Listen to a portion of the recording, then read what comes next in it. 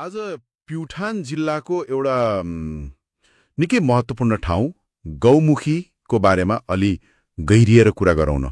हुन्छ। हामीसँग यसको धार्मिक अनि प्राकृतिक महत्त्वबारे केही जानकारीहरू छन्। आज हाम्रो लक्ष्य चाहिँ यो ठाउँको खास विशेषता के हो, यसको महत्त्व कस्तो छ भन्ने बुझ्नु नै हो। एकदम। यो ठाउँ हैन लुम्बिनी प्रदेशको प्युठान जिल्ला गौमुखी गाउँपालिकाकै वडा नम्बर 2 मा पर्छ। त्यही गाउँपालिकामा हो। अनि उचाइको कुरा गर्दा अब कतै 1800 मिटर भनिन्छ समुद्र सतहबाट। तर फेरि केही स्रोतहरूले चाहिँ 2048 मिटरसम्म पनि भनेको पाइन्छ, जोस अलि उचाइमै छ। भनेपछि अलि उचाइमा शान्त ठाउँ। अनि यसको नाम गौमुखी नै किन रहन गयो होला? यो नाम सुन्दा नै अलि अनौठो रोचक लाग्छ नि। हो त, यसको कारण छ। त्यो गुफाभित्र छिरेपछि हैन एउटा चट्टान देखिन्छ। त्यसको आकार ठ्याक्कै गाईको मुख जस्तो छ के? साँच्चै हो। अनि त्यो गाईको मुख जस्तो देखिने ठाउँबाट पानीको झरना निरन्तर बगिरहन्छ। हो, त्यही भएर नै यसलाई गौमुखी भनिएको। अनि अर्को महत्त्वपूर्ण कुरा, प्युठानको मुख्य नदी झिमरुक नदी। झिमरुक नदी यहीँबाट सुरु हुन्छ, यही गौमुखीको पानीबाट। ओहो, गाईको मुखबाट नदी नै सुरु हुने। यो त प्रकृति र आस्थाको कस्तो गजबको मिश्रण भयो। एकदमै। यसले त झन् यसको धार्मिक महत्त्व बढाउँछ होला हैन त? मान्छेहरू के सोचेर के कामना लिएर जान्छन् त्यता? अवश्य। यहाँ एउटा हैन निकै गहिरो धार्मिक विश्वास छ। कस्तो विश्वास? यो गौमुखीको पानीमा जुन निरन्तर बगिरहन्छ, त्यहाँ स्नान गर्यो भने जानी नजानी गरेका पापहरू पखालिन्छन् भन्ने मान्यता छ। पाप पखालिने? हो। त्यही भएर धेरै भक्तजनहरू टाढा टाढाबाट पनि नुहाउन र दर्शन गर्न पुग्छन्। अनि अर्को एउटा अलि रोचक खालको स्थानीय विश्वास पनि सुनिन्छ। के रहेछ त्यो?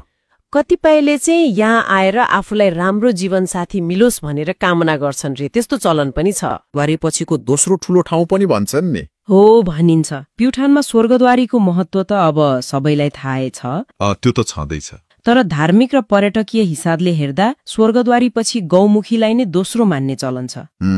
सायद स्वर्गद्वारी जस्तो भव्य संरचना नहोला, तर यसको त्यो प्राकृतिक स्वरूप अनि झिमरुक नदीको मुहान हुनु हो, त्यसले विशेष बनायो। त्यसले यसलाई एकदमै विशिष्ट बनाएको छ। त्यसो भए त्यो गुफाभित्र चाहिँ कस्तो छ त? अनुभव कस्तो हुन्छ? त्यो गाईको मुख जस्तो चट्टान त भइहाल्यो, अरू के छ? गुफा आफैमा हैन लम्बाइ हेर्दा लगभग 45 फिट जति लामो होला। अनि 18 फिट जति चौडा र 20 फिट जति अग्लो। तर भित्र पस्ने मुख चाहिँ अलि साँगुरो छ। द्वार चाहिँ साँगुरो हो, त्यसले गर्दा भित्र छिर्दा अलि रहस्यमय जस्तो लाग्छ। अनि भित्र अन्ध्यारोमा बानी परेपछि चट्टानका अनेक आकृतिहरू देखिन्छन्। पानीको त्यो आवाज, कलकल, अनि भित्र कस्तो भने एउटा छुट्टै किसिमको शान्ति, अलि न्यानोपन जस्तो पनि महसुस हुन्छ। त्यो गाईको मुखबाट पानी झरिरहेको दृश्य त साँच्चै अद्भुत नै छ। कल्पना गर्दा नै कस्तो होला जस्तो लाग्यो। हो नि। अनि गुफा मात्रै होइन, बाहिर निस्किँदा वरपरको त्यो हरियाली, पहाड, खोला एकदमै मनमोहक छ। अनि इतिहास नि? यो त ठाउँको केही त होला नि, पुरानो कथा केही? अब यसको ठ्याक्कै लेखिएको तिथि मिति भएको इतिहास त खासै पाइँदैन। तर स्थानीय किम्वदन्तीहरू सुन्दा अनि जुन पुस्तौंदेखिको आस्था छ नि, त्यसले के देखाउँछ भने यो परापूर्व कालदेखि नै पवित्र स्थल मानिँदै आएको हो। होला। सायद पहिले प्रकृति पूजा गर्ने चलन थियो होला, जुन पछि गएर हिन्दू धर्मसँग जोडियो कि? हुन सक्छ। अहिले त स्थानीय तहहरूले पनि यसको महत्त्व बुझेर बाटोघाटो बनाउने, अरू सुविधा थप्ने प्रयास गरिरहेका छन्। राम्रो कुरो हो त्यो त। संरक्षण र प्रवर्धनमा ध्यान दिइरहेका छन्। त्यसो भए गौमुखी भनेको खाली एउटा गुफा वा पानीको मुहान मात्रै रहेनछ। यो त धर्म, प्रकृति अनि एउटा सिङ्गो नदी सभ्यताको सुरुवात बिन्दुको गजबको सङ्गम पो रहेछ। हो त। एकातिर पाप पखालिने विश्वास छ, अर्कोतिर जीवनसाथी पाउने आश छ, अनि फेरि झिमरुक जस्तो नदीलाई जन्म दिने ठाउँ हो। तपाईले ठ्याक्कै भन्नुभयो।